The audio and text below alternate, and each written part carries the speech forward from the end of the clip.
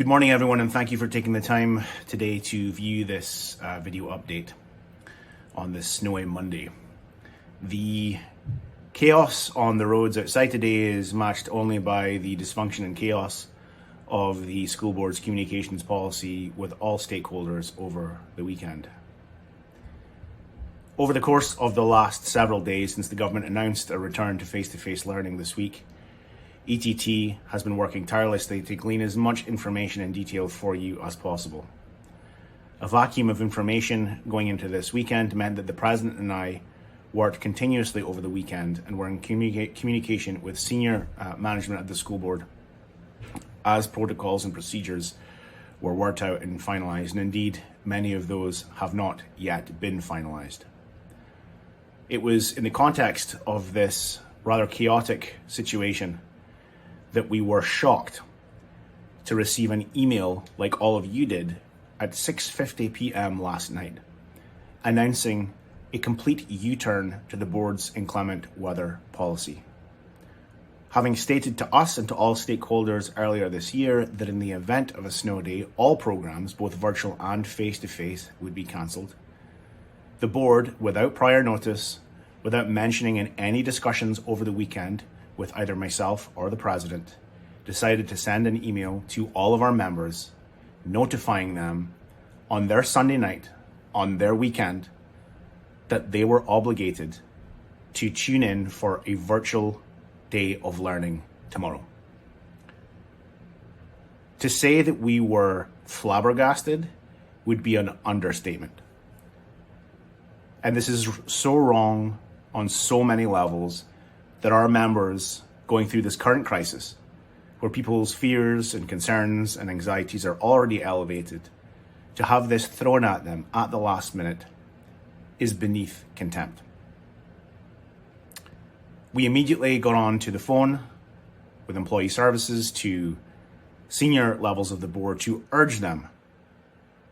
to walk back this statement and to stick to the policy decision that they had shared openly with everyone earlier in the year. It appears that the chaos on the roads outside today, again, is matched only by the dysfunction of the board's communication protocols and the communication that is internal to the board between various levels. Because it is still unclear to us at what level of the board this decision was made. It would appear that it was a unilateral decision which was made at the highest levels of the board, and has only created chaos and demoralization for everyone. We are happy to say that our efforts to advocate and to lobby the board yesterday evening and yesterday night were successful, and that the board has walked back its initial position, and they have advised members that while they should make every effort to teach virtually, they recognise that this will not be possible in all cases, in which case teachers should provide asynchronous work. This position is still unacceptable to us, and we will continue to make our strong feelings on this topic known to the board. I'd like also to address the fact that this email was sent to members at 6:50 p.m. on a Sunday evening. ETT, for a very, very long time, has always taken the position that given the clearly defined parameters of our working day in the collective agreement, there can be no expectation of our members, of TDSB employees, that they read any emails in their TDSB inbox over the weekend prior to the beginning of their working day on a Monday. I want to take the time to reiterate that position because even absent a school board policy that's consistent with the pending legislation, Bill 27, the right to disconnect, even absent a policy at TDSB, members would still do have the right to disconnect from work in their own time, whether it's during the week or at the weekend. And I think that this is particularly important during these times, when we're all under added stress and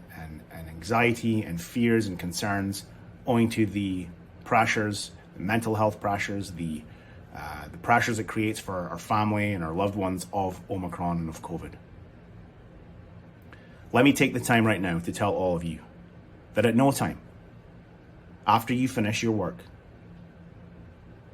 whether it's during the week or During a weekend, for example, are you expected to check your emails? And there can be no expectation on the part of the board that you check those emails.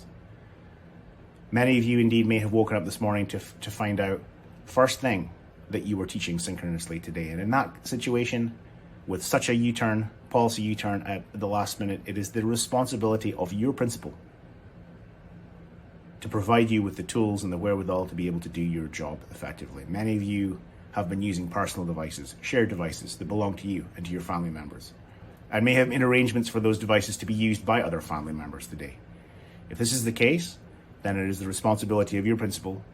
as indicated in the ETT briefly that was sent last night around 11 p.m, it is the responsibility of your principal to provide you with the tools to do your job. I'm going to end this video announcement here, but I want you to know that we are going to continue to raise our concerns with the board on this issue, and as we have been all weekend and last week, we will continue to tirelessly work in the days ahead to provide you with as much information as we have when we get it, as much detail as we can about the return to work this week and the implications that this will have for all of you. Please stay tuned to the ETT website,